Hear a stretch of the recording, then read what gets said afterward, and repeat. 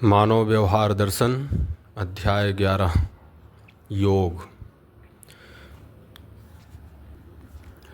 योग के प्राप्त एवं प्राप्य दो भेद हैं। जो प्राप्य है उसमें आसक्ति ही संपूर्ण योग वियोग का कारण है। मध्यस्थ व्यवहार विचार एवं अनुभव प्राप्त योग है, जो अनवरत उपलब्ध है, वर्तमान है। एकत्व व निकटत्व के भेद से प्राप्य योग है।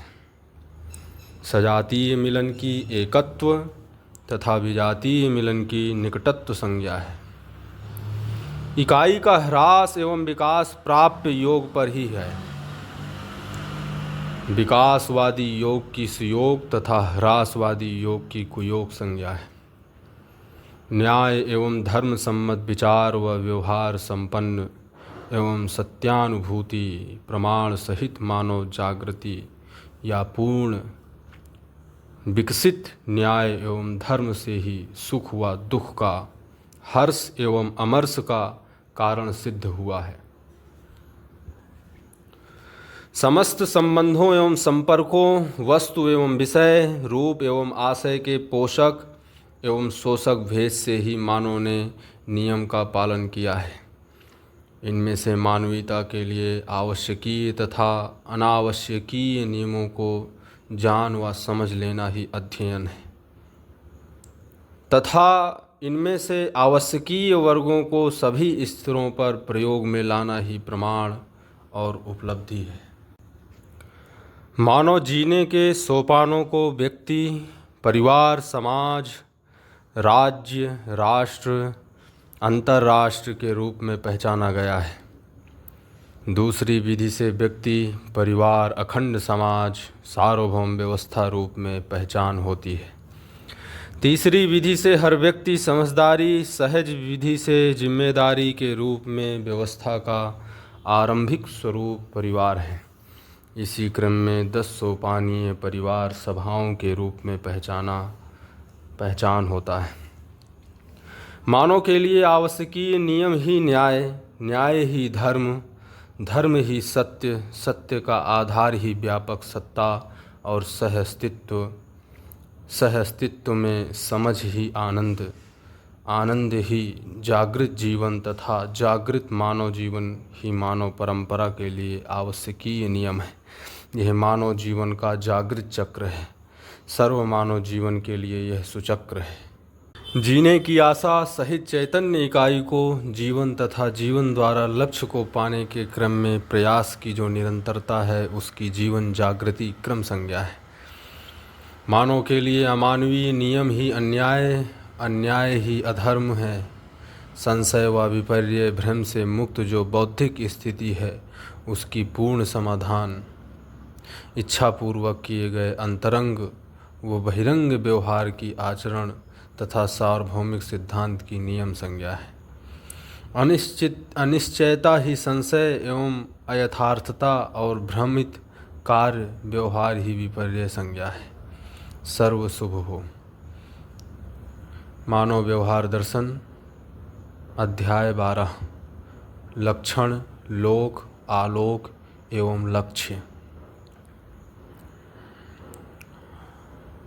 अवलोकन भेद से ही लक्षण, लोक, आलोक एवं लक्ष्य है। लक्षण रूप, गुण, स्वभाव व धर्म की लक्षण संज्ञा है। लोक इच्छा एवं क्रिया के सम्मिलित रूप की लोक संज्ञा है। आलोक ज्ञान, विवेक, विज्ञान ही आलोक है। लक्ष्य क्षमता, योग्यता एवं पात्रता अनुसार योगानुभूति, योग्य विकास के लिए किए गए प्रयोग एवं प्रयास के अनुभूति की लक्ष्य संज्ञा है। आलोक सहित बोधपूर्वक की गई दर्शन क्रिया की अवलोकन संज्ञा है। आलोक सहित अर्थात अनुभव मूलक विधि से व अनुभवगामी पद्धति पूर्वक किया गया साक्षात्कार, बोध, अनुभव ही अवलोकन है। भोग, प्राप्य योग व प्राप्त योग के भेद से लक्ष्य का निर्धारण किया।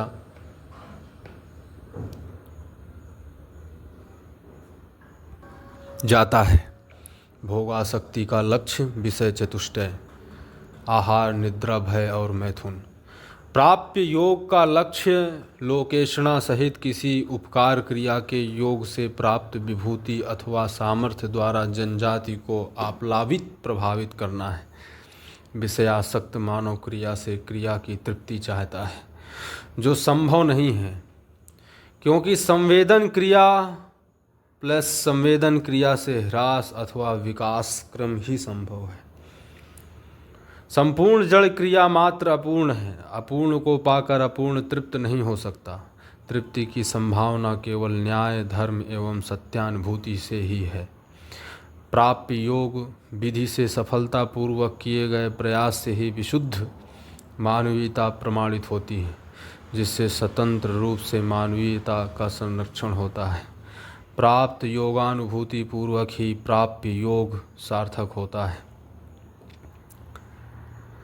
प्राप्त योगानुभूति ही पूर्ण जागृति है। ऐसी इकाइयाँ ही अनवरत रूप से अन्य के जागृति के लिए समुचित प्रेरणा स्रोत हैं, जिसका नाम जागृति परंपरा भी है। निरीक्षण, परीक्षण एवं सर्वेक्षण क्रिया द्वारा कारण, गुण व गणित के संयोग से की गई अवलोकन क्रिया द्वारा ही सत्यता का परिचय होता है। उक्त संयोग की अपूर्णता में ही समस्त मतभेद हैं। मतभेद ही क्रम से विरोध, द्रोह, विद्रोह, द्वेष, विद्वेष, सशंकता, आतंक, दास्यता एवं दुष्टता, शोषण और युद्ध के कारण है। जनजाति के स्तर पर समस्त मतभेद के मूल में एक से अधिक पक्ष का होना अनिवार्य है। उसमें सभी गलत हो तब अथवा कोई एक पक्ष अवश्य गलत हो तो संघर्ष अवश्य होता है। सब सही हों, ऐसी स्थिति में संघर्ष संभव नहीं है। लक्ष्य भेद से आचरण भेद एवं विचार में भी प्रभेद घटित होना पाया जाता है। स्व पर परिस्थितिवश होने वाले व्यवस्थाओं के भेद से ही लक्ष्य निर्णय, स्वाकृत निर्णय पूर्णता एवं अपूर्णता के दिशा भेद से है। यथार्थता की ओर पूर्णता तथा भ्रामकता की ओर अपूर्णता संज्ञा है। ज्ञान मूलक विज्ञान एवं विवेक के विधिवत अध्ययन से यथार्थता की ओर प्रयासोदय है, अन्यथा भ्रामकता की ओर प्रयास है। प्रयास ही क्रिया और कार्य व व्यवहार है। सुकर्म एवं दुष्कर्म के आशय भेद से वैयक्तिक जीवन व जीविका है। तदनुसार ही भावी घटनाएं एवं कार्य संपन्न होते हैं। सच्चरित्र एवं दुष्चरित्र के भेद से कुटुंब है तथा तदनुरूप ही अग्रिम प्राप्तियां हैं। सिद्धांत, मत, संप्रदाय, वर्ग, भाषा व जाति के विचार व प्रचार भेद से सामुदायिक जीवन है तथा उसी के प्रतिरूप में उसके लिए भावी घटनाएं हैं। न्याय व अवसरवादितापूर्ण नीति भेद से राष्ट्रीय जीवन है तथा तदनुसार ही उसका भावी मार्ग उत्थान एवं पतन के लिए प्रशस्त है। विवेक अथवा अविवेक, विज्ञान अथवा सामान्य ज्ञान संपन्न विचार व मर्यादा के आधार पर अंतर्राष्ट्रीय जीवन की घटनाएं मानव समुदाय के संगठन व विघटन के रूप में भावी क्षणों में प्रतिष्ठित हैं। मानव समुदाय रूप में जितना विघटन को प्राप्त करे उतना ही ह्रास है तथा जितना संगठन को प्राप्त करे उतना ही जागृत परंपरा की ओर उन्नति है। मानव समुदाय में गलती के बिना वैचारिक मतभेद सिद्ध नहीं है। नियम पूर्वक किए गए कार्य एवं विचार को सुकर्म तथा इसके विपरीत दुष्कर्म संज्ञा है।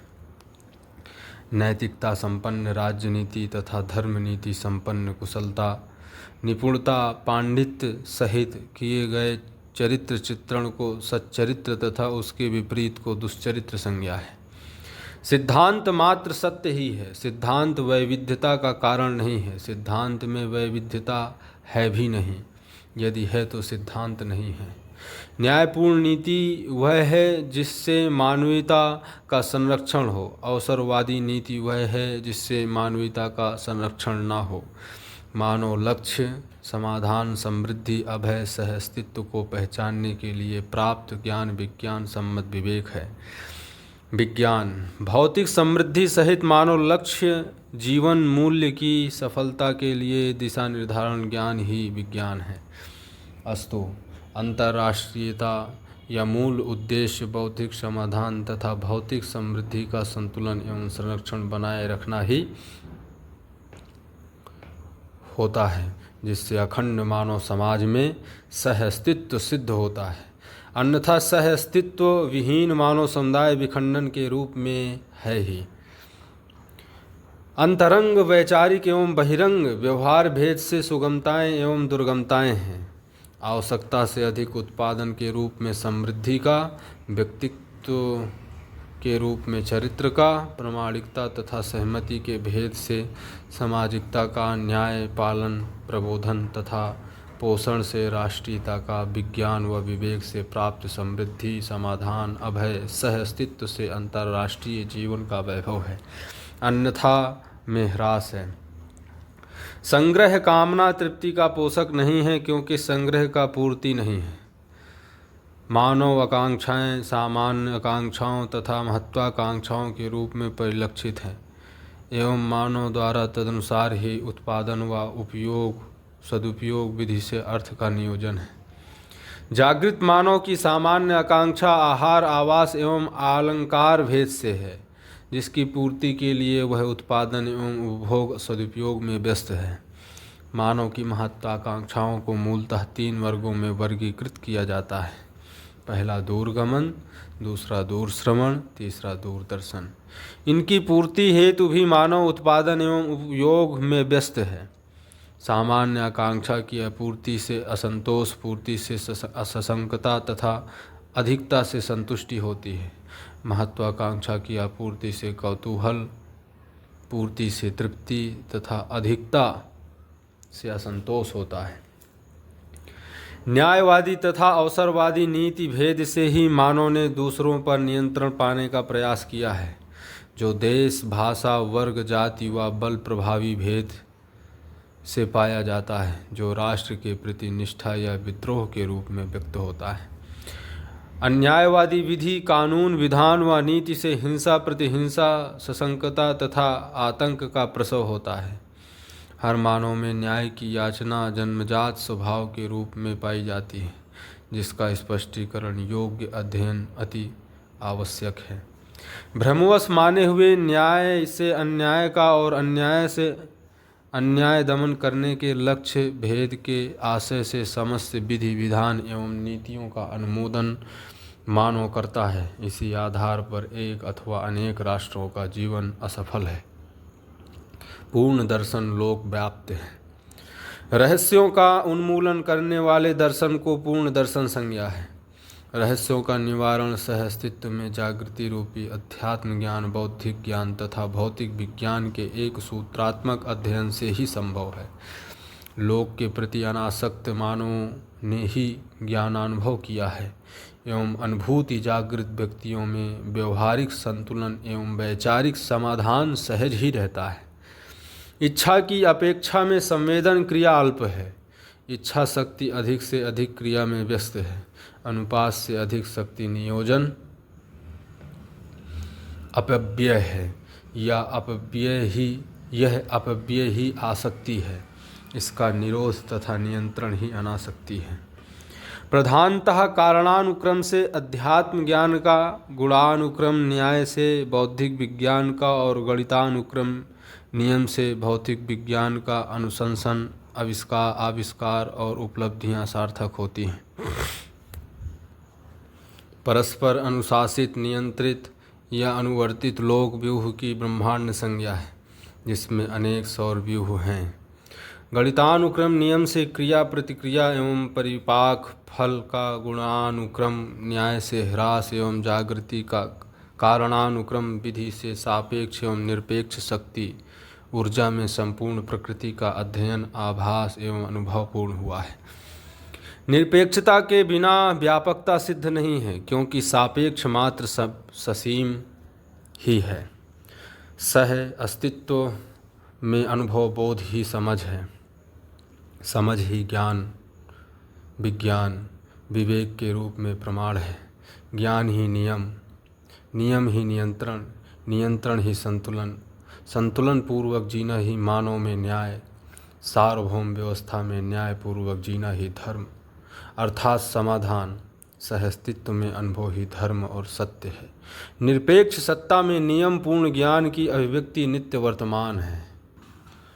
नियंत्रण महिमा व्यापक और नियंत्रित अनेक हैं। जो नियंत्रित है वह इकाई है, यही स्वभाव गति क्रिया है। क्रियाएं अनंत हैं तथा समस्त क्रियाएं सत्ता में ही ओतप्रोत व नियंत्रित हैं, जिससे हर इकाई सक्त है, अर्थात सत्ता में ही हर इकाई को शक्ति प्राप्त है। शक्ति ही इकाई, इकाई ही स्पंदन, स्पंदन ही क्रिया, क्रिया ही अनेकता, अनेकता ही संपूर्णता, संपूर्णता ही परस्परता, परस्परता ही नियंत्रण, नियंत्रण ही परिणाम, परिणाम ही ह्रास एवं विकास, ह्रास एवं विकास ही अवस्था, विकसित अवस्था ही चैतन्य पद, चैतन्य पद ही स्फुरण, स्फुरण ही कंपन, कंपन ही प्रतिभा, प्रतिभा ही प्रतीति, प्रतीति ही भास, भास ही अध्ययन, अध्ययन ही विज्ञान एवं विवेक, विज्ञान एवं विवेक ही दर्शन, दर्शन ही निर्भ्रमता, निर्भ्रमता ही समाधान, समाधान ही आनंद, आनंद ही पूर्णता, पूर्णता ही जागृति, पूर्ण जागृति ही विश्राम तथा विश्रामस्थ इकाई ही पूर्ण शक्ति है, पूर्ण शक्त है। हर मानव प्राप्त शक्ति की अनुभूति करने तथा अविश्रांत श्रृंखला में पाया जाता है। गठन रहित संतुलित इकाई नहीं है। हर गठन में कई अंशों या अंगों एवं इकाइयों को पाया जाना अनिवार्य है।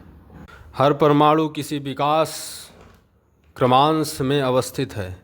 हर विकास क्रमांश में स्थित परमाणु के मध्यांश मध्यस्थ क्रिया होती है, जो मध्यस्थ होने के कारण अन्य अंशों से अधिक सख्त है, अन्य अंशों को संतुलित किया रहता है।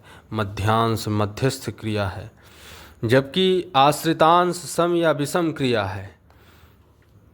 मानव को पूर्ण पद या पूर्ण जागृति या पूर्ण विश्राम और यथास्थिति को पाने का अवसर है, इसलिए समस्त प्रयास भी हैं। ज्ञानावस्था की निर्भ्रांत इकाई पूर्ण जागृत, भ्रांत इकाई पूर्ण जागृति को प्रमाणित करने के अति निकट तथा भ्रांत इकाइयों में अपेक्षा में निकट है।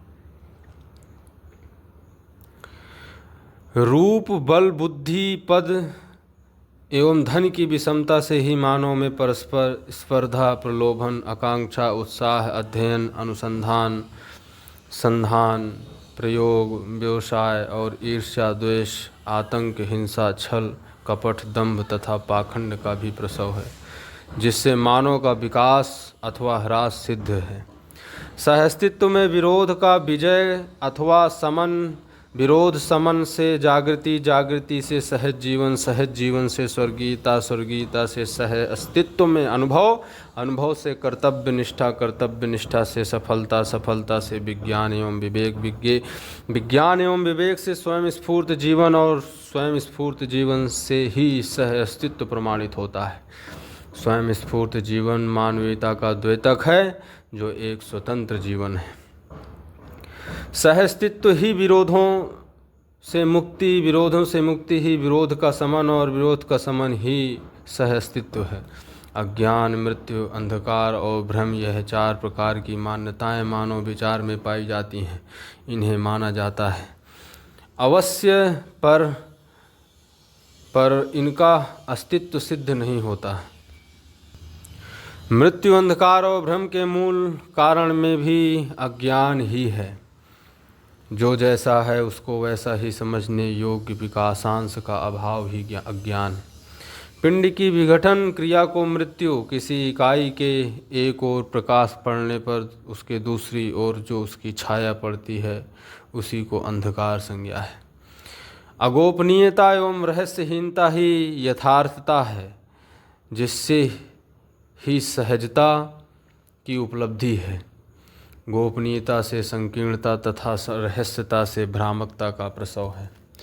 अज्ञान, मृत्यु, अंधकार एवं भय के वैकल्पिक रूप एवं गुण की कल्पना ही भ्रम है। संकीर्णता तथा रहस्यता से मानव ह्रास की ओर गतिमान है, जिसके कारण विरोध, विद्रोह, आतंक आदि सभी अमानवीय गुण प्रभावित हैं।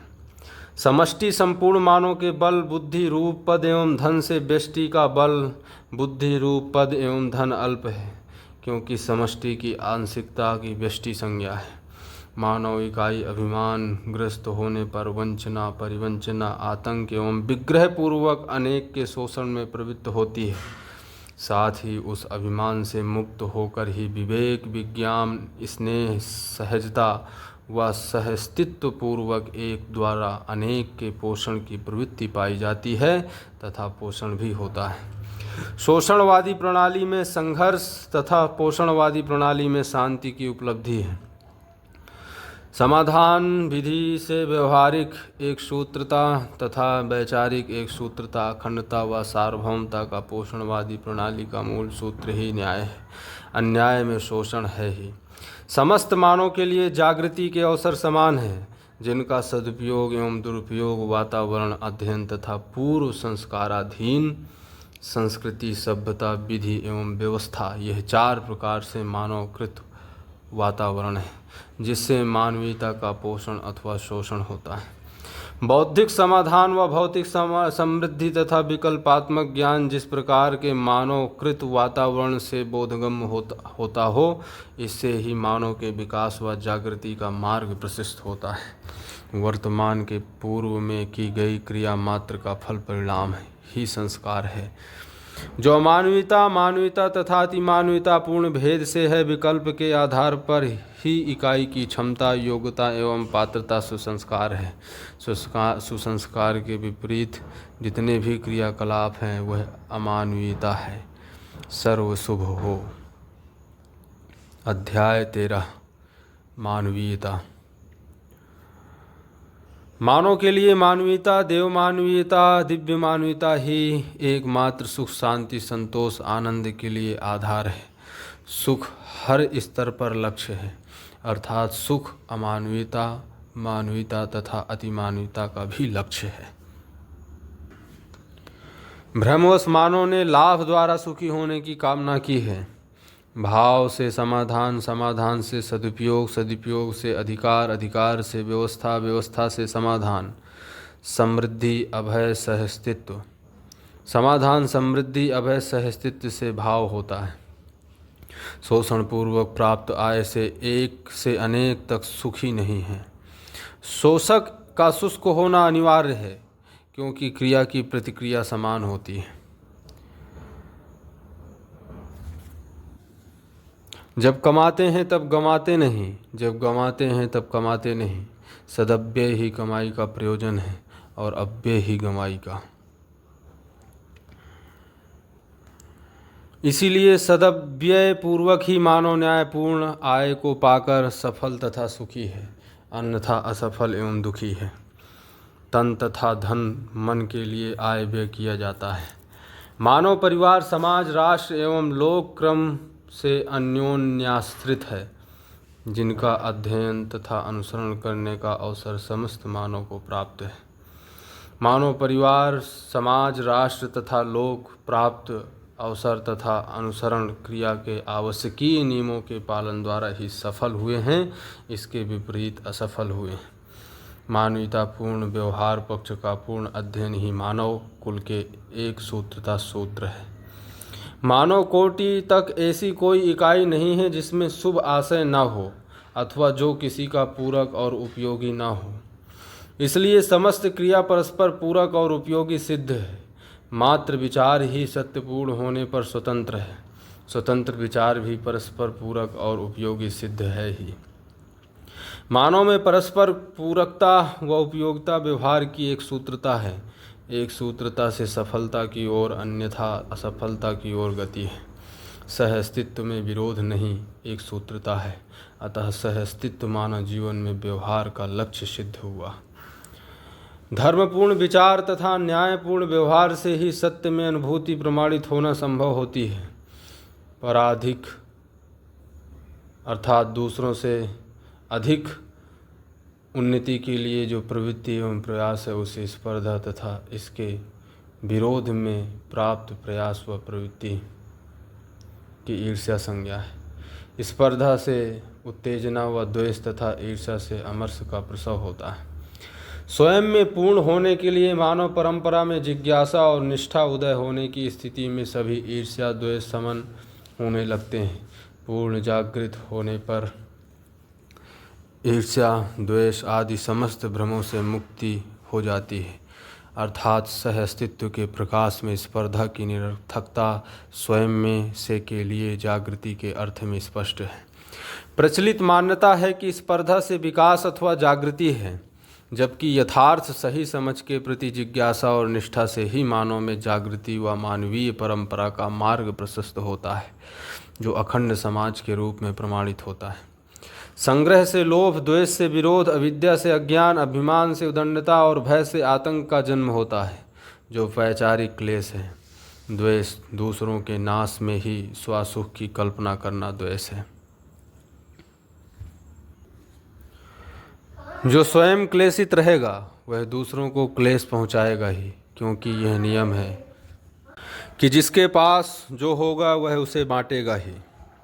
उपरोक्त 5 अपरिमार्जित प्रवृत्तियों के समाधान के रूप में 5 परिमार्जित मूल प्रवृत्तियां भी हैं, जो असंग्रह, समृद्धि, स्नेह, विद्या, सरलता तथा अभय हैं।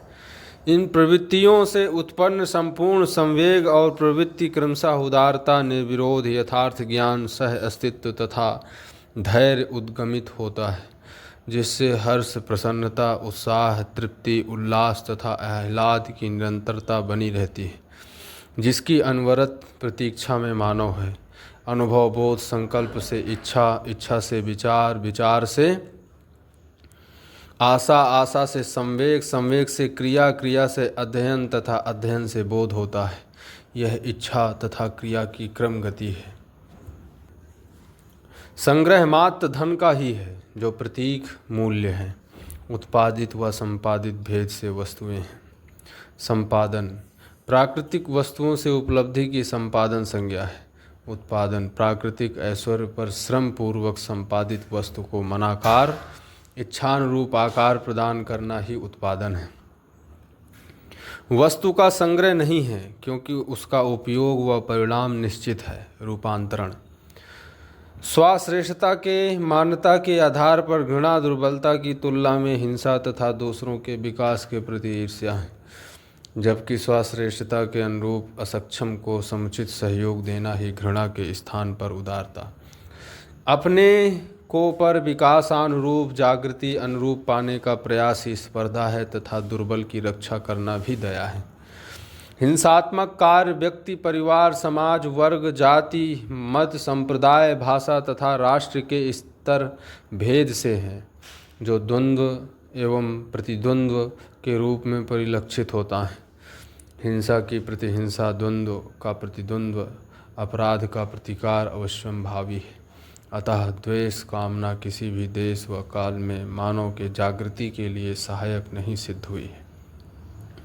अविद्या अथवा अज्ञान जैसा जिसका रूप, गुण, स्वभाव एवं धर्म है, उसको उसी प्रकार समझने योग्य जागृति की अभाव अविद्या अथवा अज्ञान संज्ञा है।